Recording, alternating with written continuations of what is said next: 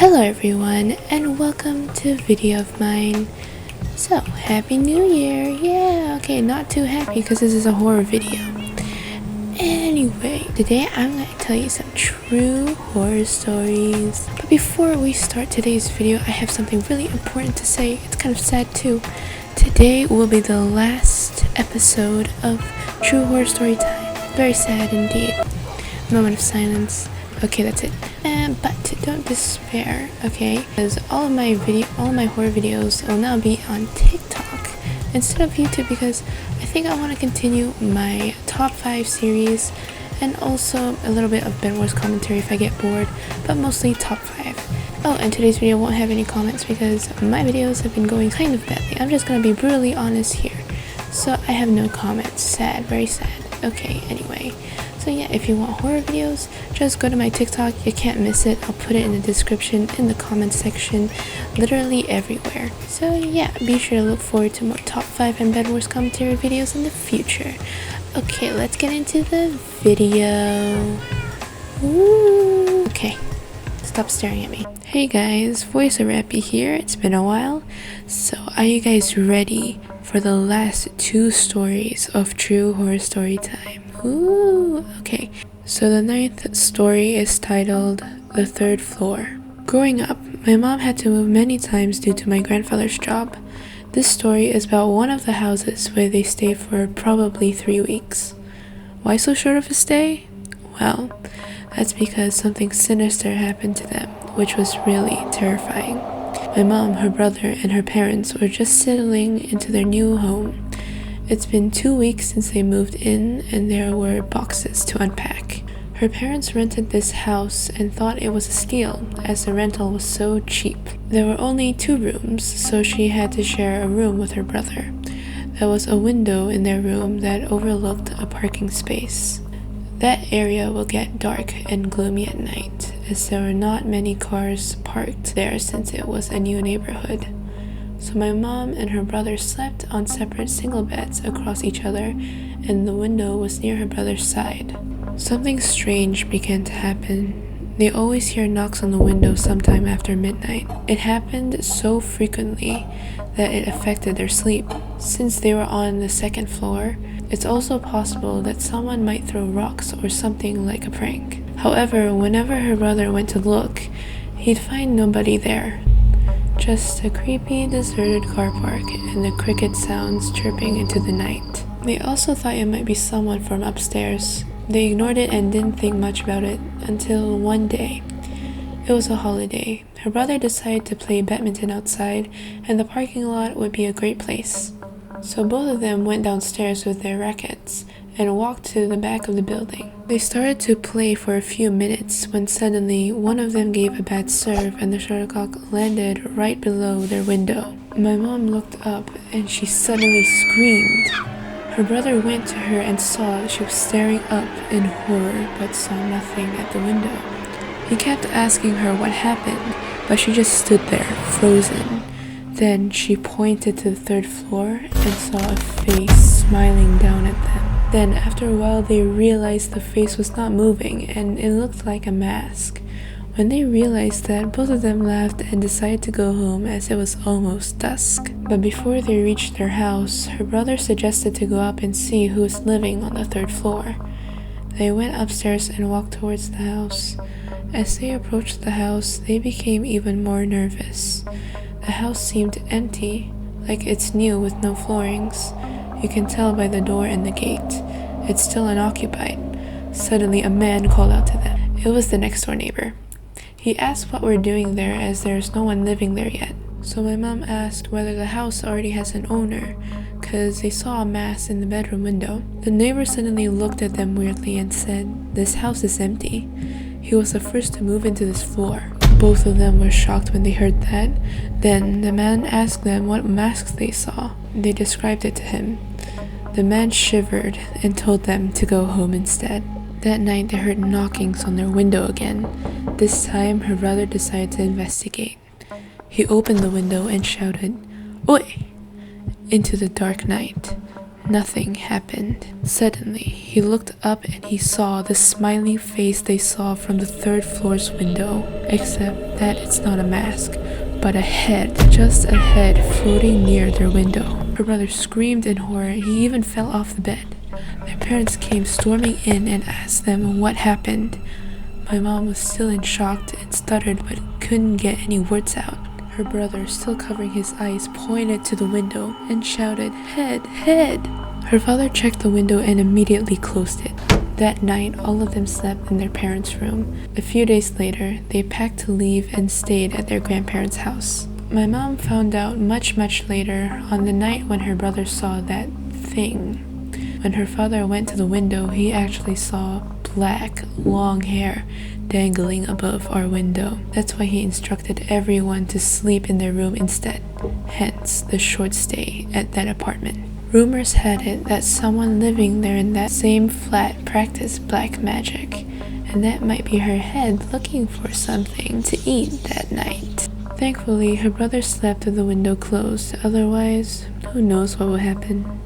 The end. Alright guys, I hope you enjoyed that story.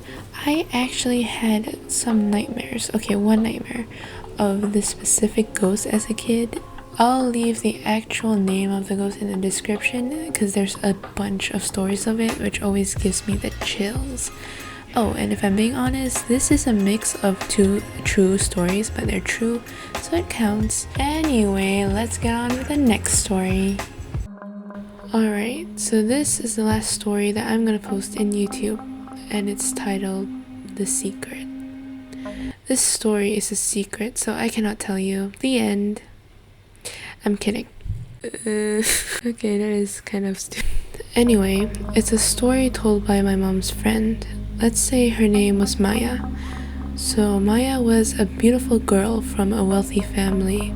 Her family's wealth came from several businesses that they owned. However, most of the family members were short-lived. Maya has 5 siblings and she's number 4. Her older siblings are all dead, and now it's left with her and her youngest brother. Both of them were afraid that it would be their turn to die tragically. They both were so paranoid that they even hired bodyguards to follow them around. One day, my mom met Maya as she urgently needed to meet up. Mom said Maya looked crazy, unlike her usual pristine self. Her hair was messy, her eyes looked dark and red, like she hadn't been sleeping well. She told my mom that she thought her family was just jinxed since all of her older siblings died in tragic accidents. One of them was even murdered, so she thought she could avoid it by being very careful. However, she told my mom that the night before she saw something scary. Something to do with her mother, who was the only survivor in the family, besides herself and her brother, who doesn't seem to be affected by this paranoia. Her mother always said that this family has all the wealth but all the bad luck too. So what she said next chilled my mom to the bones. She said she went home to their villa last night and was about to fall asleep when her throat itched, so she went to get a glass of water in the pantry near her room, which was beside her mother's. She said she heard her mother talking to someone. She assumed it was the housemaid. She was about to walk back to her room when she saw her mother's door was slightly ajar and there was a red glow from outside. She walked slowly to the door and peeked in. She was so shocked to see her mother standing and talking to a tall, dark being with long, dirty hair. That thing was so tall, it also had glowing red eyes. That was the red glow she saw from outside. It has fangs and the most gruesome face she'd ever seen. She gasped and ran away as fast as her legs could carry. She locked her bedroom door and jumped into bed, her eyes peeking from under the covers, just staring at the door. She stayed that way the whole night till dawn. Maya said her mother didn't even come back to check on her. Her gasp was loud enough for her mother to hear, surely.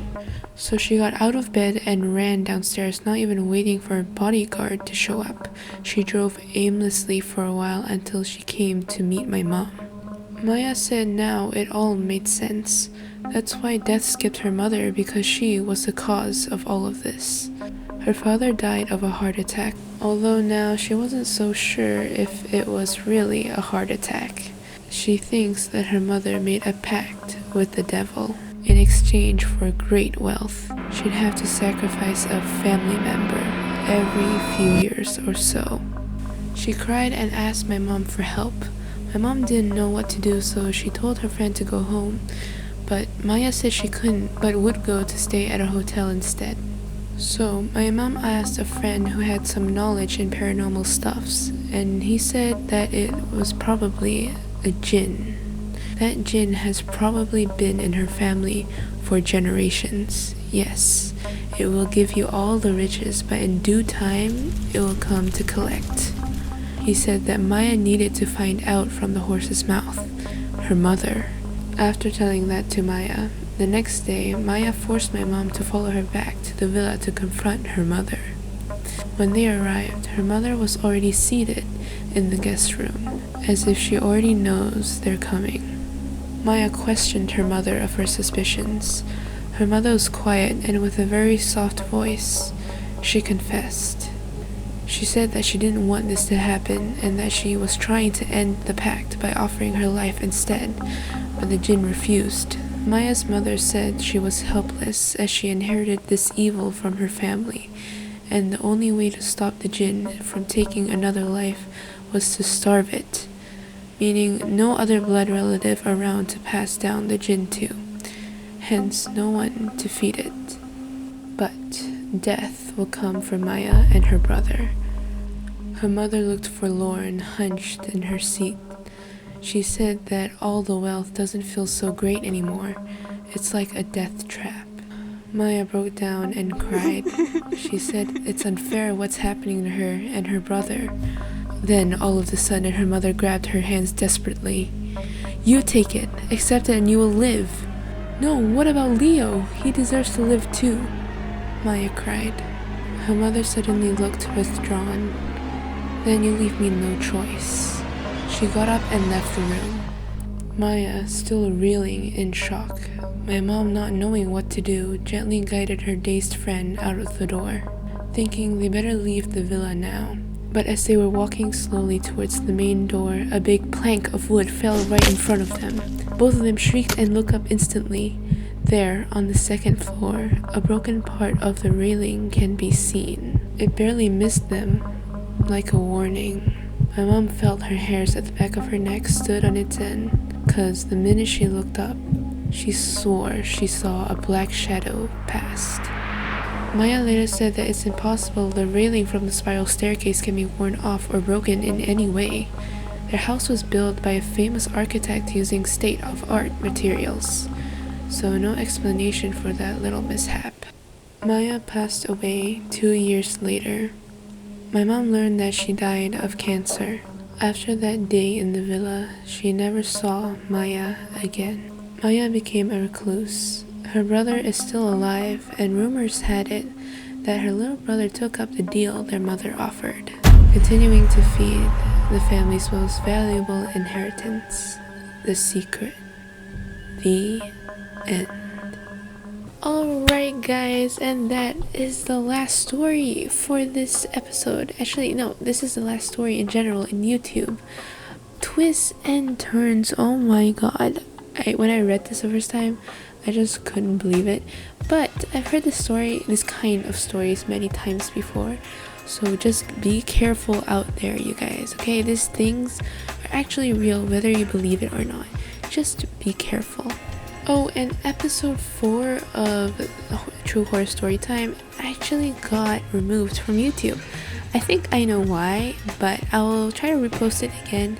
And if I do get flagged or warned again, then you guys can always head to my TikTok, and there will be a post about it soon, and you can, get the whole story. And plus, it's even shorter, so go to my TikTok. You can't miss it. In the description, in my profile, in the comments. If you miss it, then I don't know what to say.